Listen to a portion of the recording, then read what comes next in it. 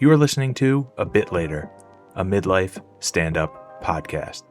I'm your host, Steve Ziegler, and I'm sitting down with comedians from across the globe to find out why they are pursuing stand-up comedy and what they are learning about themselves at this stage in their lives. Today, my guest is Uncle Dud.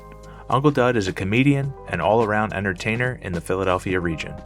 In this episode, we discuss bringing people together through comedy, the importance of stand-up in our culture, and much more. While this episode is a bit shorter than usual, brevity is the soul of wit, and Uncle Dud drops gems straight from the soul. So without further ado, please welcome the very funny and incredibly astute Uncle Dud.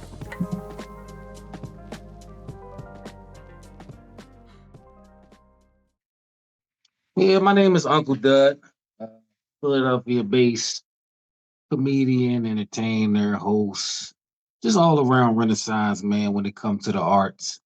But comedy, my comedy journey, man, I've been doing comedy for about 2.5 years so far. It'll be 3 in December. How I got into comedy, probably like a lot of people out there, been hearing I was funny my whole life, been making people laugh my whole life. Um, And when I first seen the art of stand up, always knew I wanted to try it. So over the years, I just knew I was going to try stand up at some point. I didn't know whether it was just going to be one time or I was going to really do it, but I knew I was going to try that at some point. But it was a period of time over the pandemic, to where people just kept telling me, like over a year span of time, I got told I should try stand up maybe 5 to 7 times. So I said maybe this is a sign I should just go ahead and start and jump into it. And I did jump into it that year, which was 2023. And we've been here ever since, and now I'm here. I'm here a bit later, but I am here. Nice, nice. So prior to that, what was your experience in the world of arts? Was it performing, writing? Obviously, you're doing a lot of that anyway, but what were you doing prior to jumping into stand-up? Well, I consider myself an artist. I could draw a little bit. I got some musical prowess. I could hold a little note, write my own songs, a lyricist. So how I tapped into the arts before was mainly as a music artist, but I do got a talent as far as drawing goes. And I just like being around the arts. I enjoy music and all the typical boxes people check when they just a lover of the arts. I appreciate that. What kind of what inspired you from various arts? Like, what are you interested in? What do you listen to? What kind of comedy did you watch growing up and now? I like I like the best art to me is just watching life. Life is like art to me, man. Like just watching people, patterns, the rhythms. Um, but as far as comedy goes, like my style of comedy, the kind of comedy I identify with, I would say would be I like gritty comedy. I like truthful comedy. I like people who act out their comedy kind of like in a physical way. My style, couple comedians I like, just to name a few. Patrice O'Neal, of course. I think, One of the he's not greatest. with us. Listen, he's not with us no longer, man. But if he was, man, his viewpoint would be crazy, man. I can only imagine. But Patrice O'Neal was one of the greatest I ever seen do it. Um, Mike Epps, I love the way he act out his physical comedy. Of course, Kevin Hart from the city, um, love his comedy. Chanel Ali, I like her comedy. Corey Holcomb, one of my favorite comedians as well. It's a lot of comedians. I Yeah, could do a there. little bit of everything. I don't really have like one style. I like the kind of style blend up there, but that's just a few. Nice, nice. Yeah, and you get well, we both got to see a lot of comedy, good comedy over our lifetimes. And just to Mhm. shout out Chanel, years ago, I produced and promoted a show that she was on. So she Okay. was great. It was great to meet her. See her. That was like 2017. I met Chanel, and I know, she went to New York and did her thing, and she's grown Hmm. quite a bit since then. So it's always nice to meet people along the way and just see that progress. that they make. Yeah, super funny. Shout out to Chanel, man. One of the Yeah. funniest women in the game doing it. Um. So you did you grow up in Philly? Are you from Yeah, I Philly? grew up in Philly. Okay. Philadelphia, born and raised. Did some time away in college, but Philadelphia, born and raised. Philly kid Okay. through and through. Okay. What part of the city did you grow up in? Frankfurt, Frankfurt Frankfurt. part of the city. Yeah, yeah. Okay. Okay. Yeah, I'm from South Philly. I grew up in South Philly. So South Philly, okay. yeah, yeah. And I work in North, but other side from Frankfurt, like 20th and Erie area. Okay, So okay. So yeah, yeah. you know the area. You know the Yeah. area, yeah. Yeah, I've been in the city my whole life. So I enjoy it. It's a good place to be. I think I don't know if you'd agree to this. There's been like ebbs and flows of like the cultural movements in Philly in terms of around the arts. I think in terms of, Mhm. when things are like really hot and then sometimes there's a bit of a lull. But I think right Yeah, now for comedy, it seems like it's just like an explosion at the moment. yeah. It's a lot of motion, man. No matter what type of comedy you enjoy in Philadelphia, there's a show, there's an open mic, there's a community for you. I think I'm very lucky to have started my comedy career in Philadelphia, the place I was born, because I could literally go do comedy any night of the week, Yeah.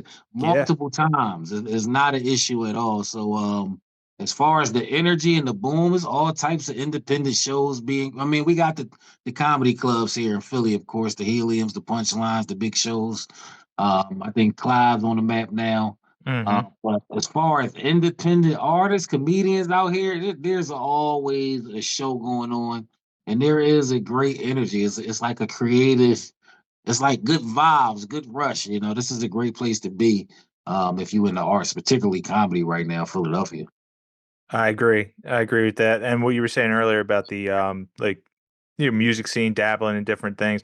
I like when comedy is able to be incorporated with like a variety show. I Hmm. enjoy that. It has to be like done well, always put the music at the end. Generally, Yeah. people aren't ready for comedy after music, but what have you seen like works in your have you produced showcases? I know you're bringing like people Yeah, together. yeah. Yeah, so like what's your style of like a showcase that you really like enjoy? I like giving people my favorite style of showcase to do. I've been doing shows since the beginning. I'm one of these people. So I started 2023, the end of the year. I threw my first show June 2024, and I pretty Nice. much been throwing shows consistently since then. We threw about probably 5 to 8 shows this year already. But the style I particularly enjoy most, there's two styles. The style to where there's a showcase, like you showcase particular artists. And this can be just strictly comedy, just all comics you showcase, or you can mix it. You could do some comedy, some spoken word, but there's a showcase portion to where people, they know they're coming to see these artists. This is a professional style type of artistry you're going to see. So people want to pay to see professional style artistry. But I also like the open mic right after that. I like that model when I'm throwing the show. If it's like artists in particularly, like if it's an art based event. But if it's like a regular show, just a regular comedy show, I'm throwing aim for everybody, not just in particularly artists. I like giving the people a show, a good show in the front, and then some entertainment on the back end, whether that be a music artist, whether that be karaoke, something to where the people can come and interact and be a part of the show if they want to. Nice. Yeah, I agree with that. I like that. And I think that showcase where we were talking was kind of like that over at Club 254 where they did the Hmm. show they put the showcase up front and the mic afterwards. That's a Yeah, that's a yeah. nice time. I enjoy that. And I like the traditional like host feature headliner depending on what the act is. I know it's more of a club thing, but that tends to work out too. So your moniker of Uncle Dud, is that something that came from music? Is it something because you started later? I want to guess you're an uncle, unless you're just more of an uncle to the Yeah, scene. I'm an But uncle. I'm an uncle. I'm an uncle for sure, but I've been getting called Uncle Dud way before I was an uncle. But I'm an uncle to many. Got brothers and sisters. They got kids out here. Now, me myself, I don't have no kids. That's why it's emphasis on the uncle. And I say that in one of my bits, the emphasis on the uncle because I ain't got no kids myself. But I really was getting called Unc early because I always feel like I had an old soul. People used to tell me that I was always more mature than I should have been for my age. And I was one of these people that was 25, 27 out here moving like an old head and literally was mentoring young boys. So I start calling myself Uncle Dud maybe about I'm gonna say about 8 years ago. And Okay. then when I transitioned into comedy, it just was natural. Let's just go ahead and rock with Uncle Dud. That's nice. I like that. I don't Mhm. have kids either, so I appreciate that. I don't intend to. And it's nice to be young. I'm waiting for my brother to have, have a couple and I'll officially be Mhm. an uncle. But I hear you on the old soul thing. I think there's something that taps into comedy with that. I think especially for like guys like us who are starting a little bit, I mean, a bit later, considering most people start under the age of 30, I think bringing that perspective of like you have a little bit more to bring to the stage. And in a way, Mhm. I think, I don't know if you would agree, you have an advantage in the sense that there's certain things you don't really have to develop yet. Like because or develop because you have, like I said, that perspective already. Mhm. And now you're kind of you're more confident to speak openly about that. That's what my Yeah, I think starting later is definitely a benefit. It's that it's benefits, it's pros and cons to both, but starting later, a pro is, I mean, you more sure of who you are. I mean, that's a constant development in life. You're always trying to get to the core of who you are and what you want to be and how you want to live. But when you're younger, you're trying to figure it out, trying to find your voice on stage when you don't really know who you are yet. That can be a hurdle, I would imagine, starting younger. You just more self aware of who you are. And when I feel like when you're self aware, it just frees up the funnels of creativity for your comedy to flow through that and for you to find your voice. So I definitely think it's a few benefits to starting later. Actually, that's just one of Okay. What else would you them. say? What else do you think is a another benefit for Another benefit, money. Money. I like when you get older, you automatically go to get money because I will be lying. that's You true. have a Yeah. better chance to get a job that can self-sustain you so that you can go pursue a passion, which is comedy. Because comedy don't pay in the beginning for Not most at people. all. Nope. And it take a while before it starts paying. So you're not sustaining yourself off comedy in the beginning. So you definitely want some type of job or at least be able to make a good living for yourself so you can actually um pursue the art without having your life look all types of crazy. That's true. You did two things that resonates with me. Everything you said there. When you're younger, I think I've tried to do this before, but I wasn't committed to the art form. I was Mhm. committed to like promoting shows and stuff like that, which plays into the money factor. So like Okay. I never took comedy seriously. I would do promote shows and things like that. And then kind of like not so secretly, I think I always wanted to do stand up and just never wanted to put the time in. But being older and now having more of a stable life, it does make sense. You can take this kind of chance on yourself, I think, which is really important. And you're not afraid of like the pitfalls or the failures. I mean, you're going to fail a lot at open mics, but that's all part Fact. of the process. Yeah. That's a fact. So you saying you started comedy? You was a promoter at first, your first go around? Yeah, man. I tried to, so I did a lot actually for like a few years, promoted shows in mostly the Philly area. My friend and I ran a theater in Norristown. Okay. Um, and that became like our home base. It was like an old theater that just like was opening up again. And they gave us they were just like, yeah, run your comedy shows here. It's kind of a funky spot. Um, Mhm. but I was always like, yeah, I'll just say I was told by a couple people back then, they're like, you're comfortable on the microphone. And I was like, Yeah. huh. And I've done a lot of public speaking for my job and stuff like that. I always used kind of work as an excuse of like, I can't be out late at night and all this kind of stuff. But also there's the party back then I was like drinking and stuff like that. So it was more about the business slash the party side of it than actually The bringing business and the social. having a perspective. Sorry, I didn't mean to talk over. No, you're good. You're good. So that's interesting to know. So you never got on stage back then. I You just did was all you did. a couple. I got on stage for like a few minutes here and there. I used to do like Uh-huh. read. It started because I wanted to do a show promoting like some essays that I was self-publishing and stuff like that. Okay. So that turned into, hey, I want to promote shows, and it plugged me into stand up because I really love stand up. Um, I did that for about 5 years, but never really like came up with a full act. I'd done it a few Mhm. times, but yeah, that's what happened. And you got that itch back then, man. You had to come back. It was going to happen. It was Yeah, nothing you could yeah. do about it.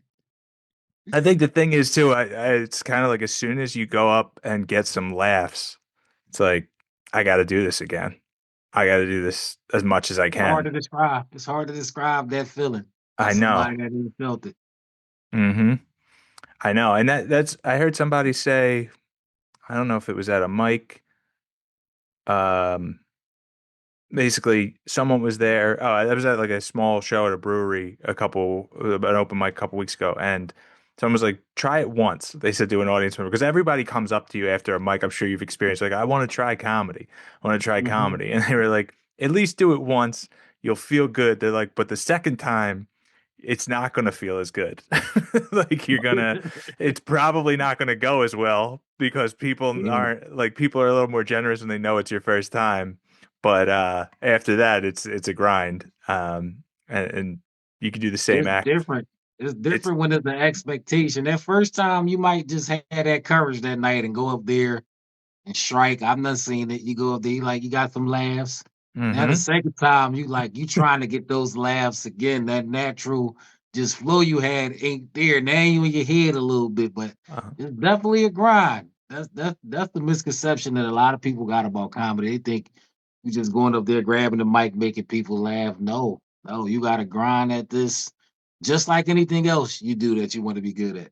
hmm I think also there's the perception that a lot of people think that you're constantly coming up with new material or like you're kind of off the dome every time you go Mhm. up there. It's like, no, this is an act, and the art form is to make it look like I I, just came up with this. Like that's what I'm trying to tell people. Like my father kind of doesn't. He appreciate. He doesn't really. He's like, that's got to be hard. You're coming up with new material all the time. I'm like, sort of.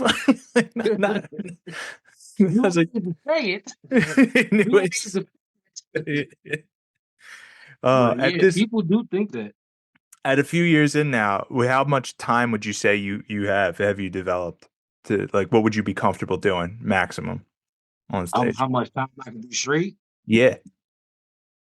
I write a lot of material after we say that. Um, hmm now everything you write is not meant to be on stage. Let me let me just I'm make learning that that too. clear now. Yep. It's a process. Yep. But I've done the most I've done is 25 minutes. That's And great. I felt comfortable doing 25 minutes. I think I can do at least 10 more minutes on top of that. And I have enough material, I feel like, to mess around and be pushing to the 40 minutes, but I've never done it. And it's a different thing going up there for 5 minutes being funny, going up there for 10 minutes being funny. When you start having to hold their attention span long term, that's a different level right there. So I won't just sit up here and say I could do an hour now, but I think I could hold a crowd for at least 30 to 40 minutes at this point. That's great. That's really great. I think, and I mean, I want to learn your process. This is an interview about you, but what I'm seeing is that I will like, I know what works from like for like five Mhm. to 7 minutes, and I'm good. And now I'm doing it. I'm like trying a whole fresh 5 minutes. Maybe one joke works. Maybe that's Uh, it. And then that's where I'm realizing you're building on that to come up with that half hour. You yeah. have to try completely new stuff at a mic that you're comfortable with, and then I don't know, judging the mics where you should try new stuff, where you shouldn't, etc. That's kind of like that's all part of the process too. But so what's your like writing process and then like working it out? What works for you? So it evolved. It evolved since I started comedy. When I first started comedy, I would write Every week I'm trying to come up with 5 minutes. That's how I got so much material in the beginning. I never burned through so much material. But every week it was 5 minutes, and I go out and I do it for a week. No matter how funny I get it, I just left it after I was done that week. I'm just going on to the next five. But now, once I started to get booked for shows, I started to pull back and look back at what hit the most when I was going through those files. So, um, my process now is basically I have bits that I know that work 100% for sure that I could throw at any set. And then when I write, sort of like you, and I try to write now. I still try to write about once a week. It might not be a Hmm. new 5 minutes once a week, but at least a new bit. When I got something new, I take it out and try to make it as funny as possible. So I run that joke up until I feel like I can take it to a show and hit it any beat from any angle and get a laugh. And I just keep adding to my sets accordingly. So I did that over the past 2.5 years. And now when I do a show, I just basically pick the bits I want to do because I got a lot of bits that I feel like can work. Always a little, crowd work and current stuff in there, but do got a foundation of bits that I could tell her to whatever crowd I think I'm about to be in front of, basically. That's great. Yeah, I think the question comes up a lot of times about tailoring to the crowd, and it's not that you're taking jokes away or pandering. I think it's like you feel like sometimes it comes with delivery or just really like reading the room, knowing kind of what you maybe things. Yeah, you will have to remove some stuff from your act, I guess, depending Mm-hmm. on where you are. I've learned that at Jokes and Dranks myself, but it's that's a tough room. Right. But if I can get to the laugh, it's great. Um, Mm-hmm. so to that point, what right now would you say is a real challenge for you that you're trying to work out? What are some bits that maybe aren't working, or what is something that you want to change? Um, For me, I got a few bits that I need to the bit is good. You know how you'll write a good bit, but the bit is maybe a longer bit. It might be a 2 minute bit. You can start off hot in the bit, stay hot, and then it's a part of the bit that just ain't hitting like you think it should. For me, I'm like I'm meticulous on those now. Because for a while I would just say it because if I say this bit in its entirety, it's going to be 85% laughter. And that to me, that's a high percentage for a 2 minute bit. So I was cool just saying it, but now I'm at the point where I'm trying to figure out like why ain't they laughing right there like I really think they should, you know. So I'm trying to be more meticulous about the science of like how you tell the jokes, the voice inflections, and mhm. it's like a rhythm. It's like a rhythm when you start a joke. And good comedians, they don't mess up their rhythm. They just keep it. They on a joke. The joke got a trajectory, a arc, and it hit. You know what I mean? So just not interrupting your own rhythm by doing something unconsciously that you don't know you do. That's where I'm at now. Also, I'm trying to be more vulnerable on stage, more vulnerable, because you don't really have to be vulnerable when you do comedy. You can just be a observational comic. You know, you don't really have to go deep. But I want to connect. I want to be able to just you know, they call it flow state when you up there and you just feel free. You know, you're not in your mind about nothing.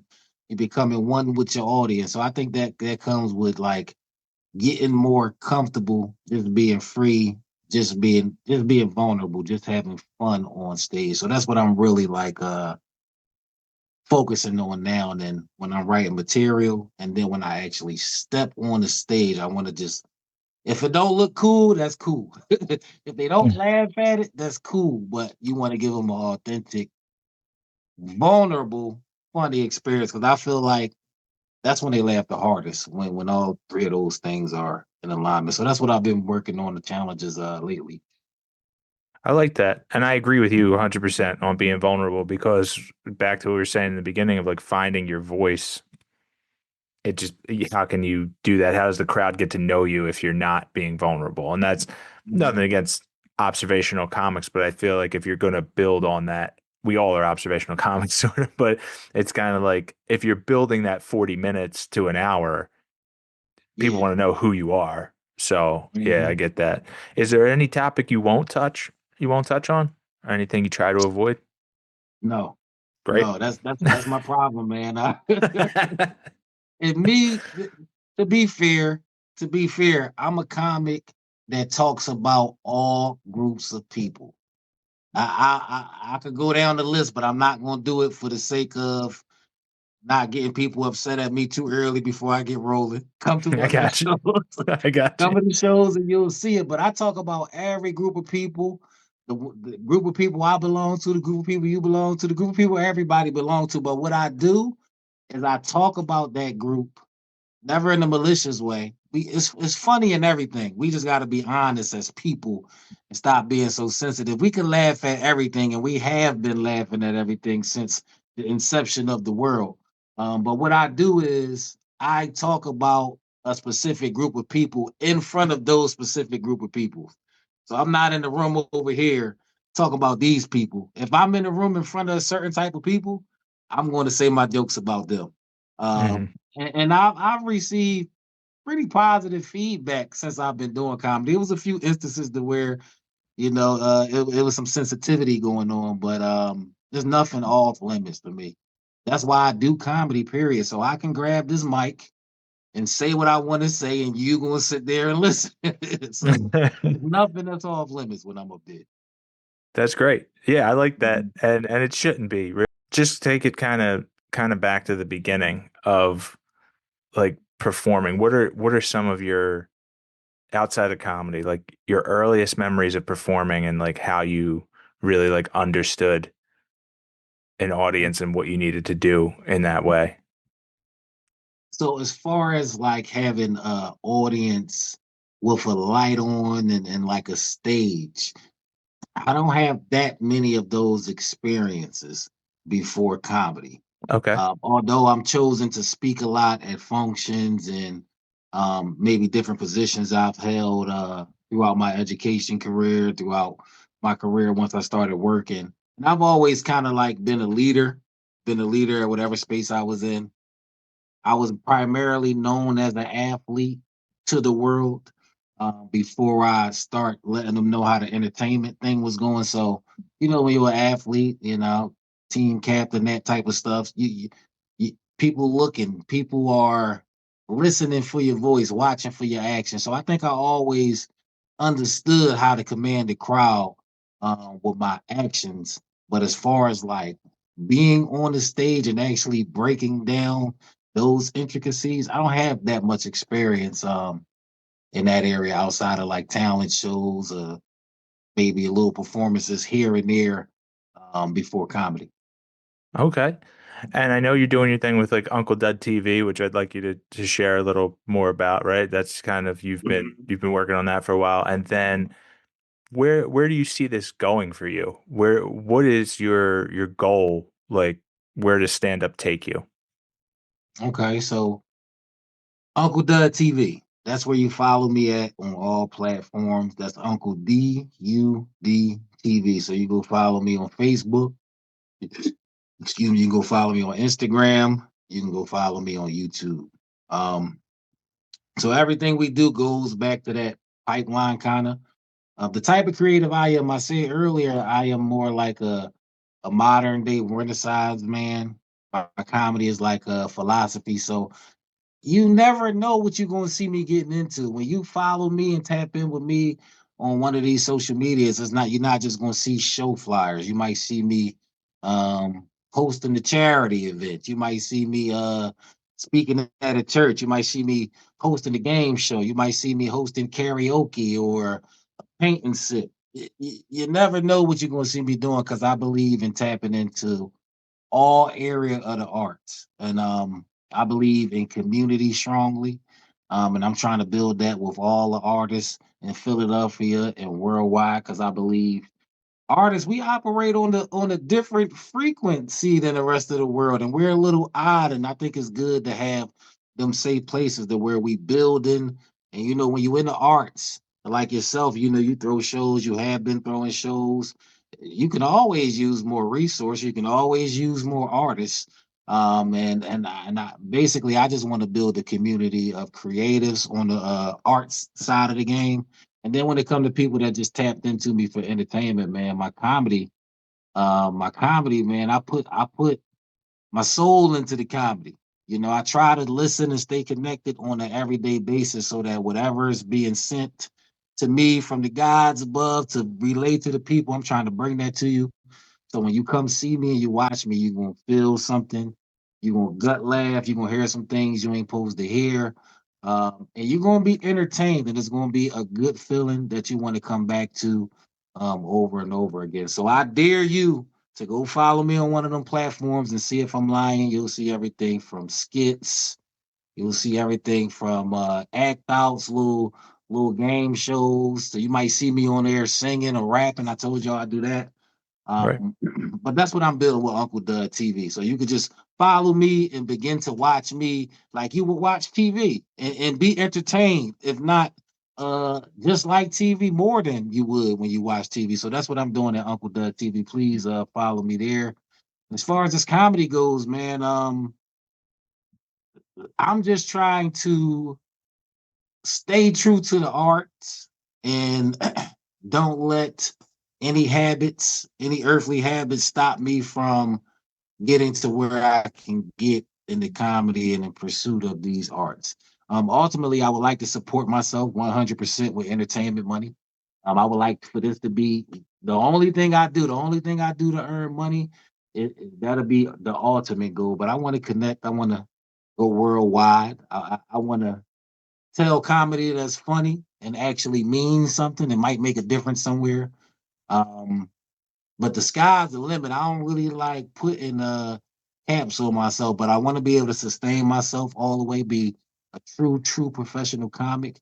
And I want all the experiences I'm supposed to have doing this comedy thing, all the connections.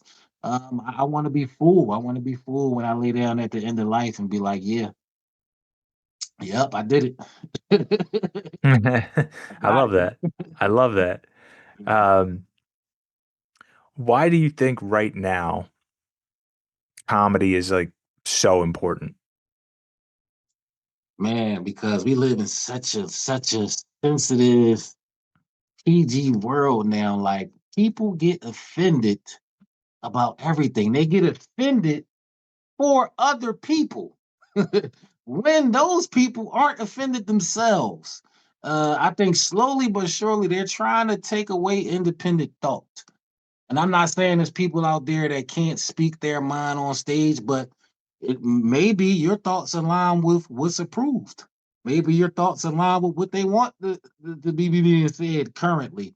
But I think comedy is one of those last art forms of where we got the license to literally say anything. And you ain't got to go to school for it. There is a school of hard knocks you should do if you want to be good at comedy.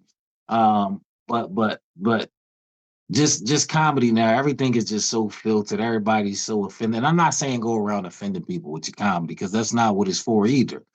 But you get to say something and people listen. You get to grab a mic. I tell people this all the time, man. There's not many people in this world that can say on a regular basis that they go grab a mic and people are at attention listening to what they got to say. And to me, that's needed. And life is real. See all this stuff going on around us, man. The food contaminated, the air Hmm. quality, all this stuff happening, man. People need to laugh. Laughter is one of the best medicines of life, man. It's impossible to be mad and laugh at the same time. You don't believe me? Try it. I like Laughter that. is good for the soul, man. It really is. And a lot of this stuff that's going on right now seems no matter what you believe or whatever, it's a little biblical in some Right. ways. And talk about the food, talk about what the data centers are doing. And I think Uh-huh.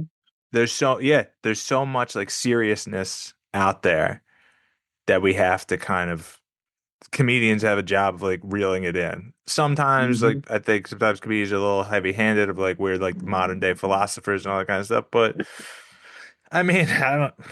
You don't really have That comes anybody with it too. that comes with it. And it's like I think there's such a silliness that you can bring to the logic or rather point out the silliness of someone or what they're disagreeing about or why people are hateful and really like dig at that.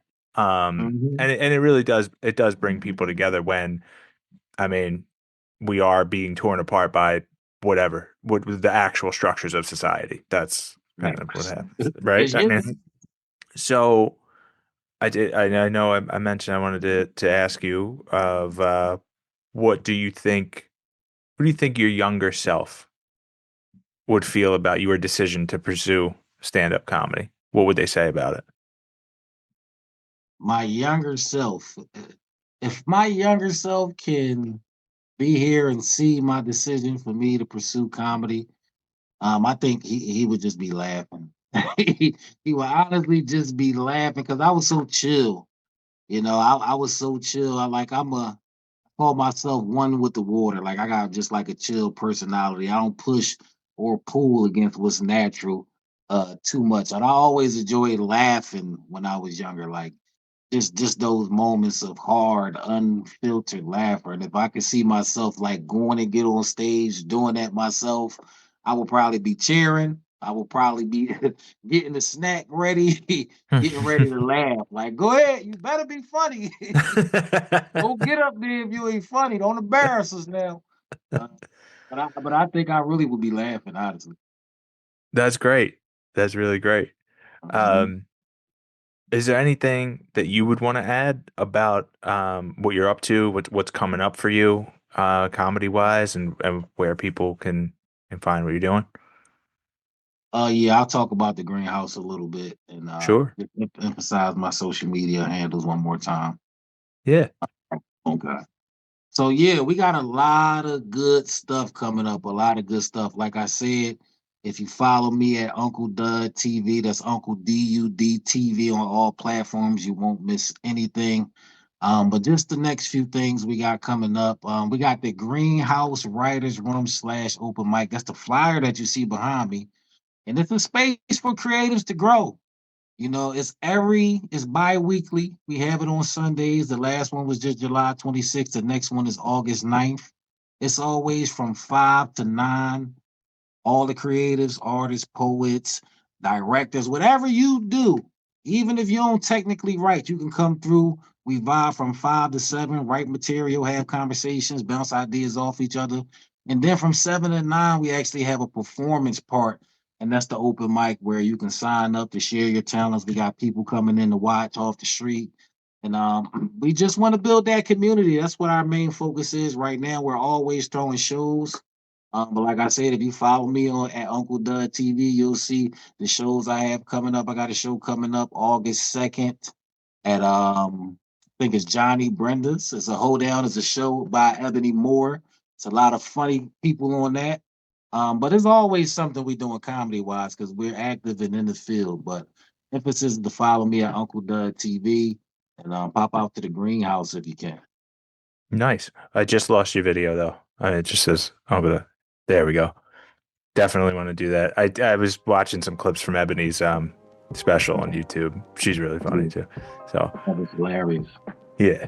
Um, I appreciate this. Thank you. I know we're still recording, but I can chop up whatever. But I really appreciate you being on this. Sorry if I'd Oh, like lost man. my train of thought. I enjoyed myself. Thanks for the invite, man. If you ever want to do a follow up years later, if something pop, I'm always down for it. If you ever want to do a one off or something interactive, let me know. Like I said, man, anything creative, you got good energy. Thank you. I apologize for the delay because I don't play about people's time. That's one of my pet peeves. Don't So, worry. It happens. It my barely. fault, man. This is fine. This worked out better actually. This is better. So this was cool.